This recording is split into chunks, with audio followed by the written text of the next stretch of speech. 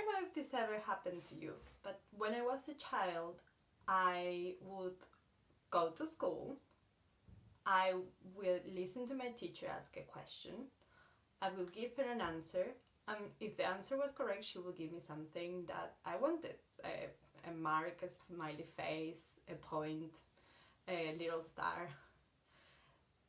This really taught me a very early lesson on valuing answers and paying attention to having the right information.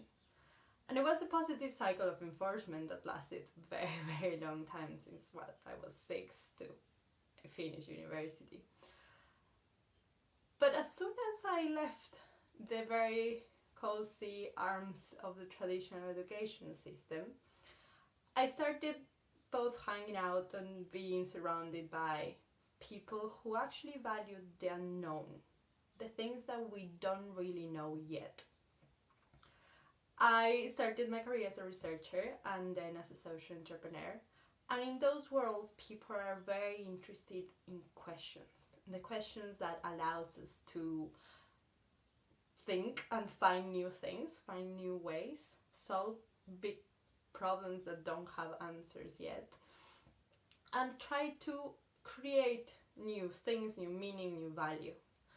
So what I want to share with you today is how I created started gathering some of the questions that led my journey to understanding better the world around me, and also to be more proud of the things that I didn't know and search for the information I wanted to.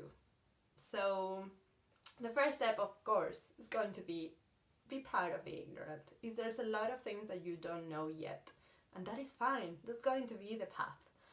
The next step is starting with the questions. These are my 5 questions that have kind of helped me throughout the process. It's not a linear process, but it's always good to have some kind of method. The first question that I like is what? What is a question to check, to be aware of the surroundings, of the reality around us, of the world that we live in. It's a question that asks, what is that exists? What do I know? What are these things around me? It's a question, it's a first step to make a diagnosis and to set up the ground. Once you have that, the next question is why? Why, to me, is the question of revolution. It's a question that allows you to go into that reality that you discovered before and start demanding explanations, asking why things are the way they are. These questions can help us also understand whenever there is good explanations, like, yeah, this is good, I accept this, but also whenever there's moments of, okay, there's no good reason why this should be this way. And I like to think of processes like the end of slavery as processes of revolution led by this question. Why do some people have rights over others? Is that fair? And if there is no good explanation for that, that should change. And that's how we can lead innovation and transformation around us.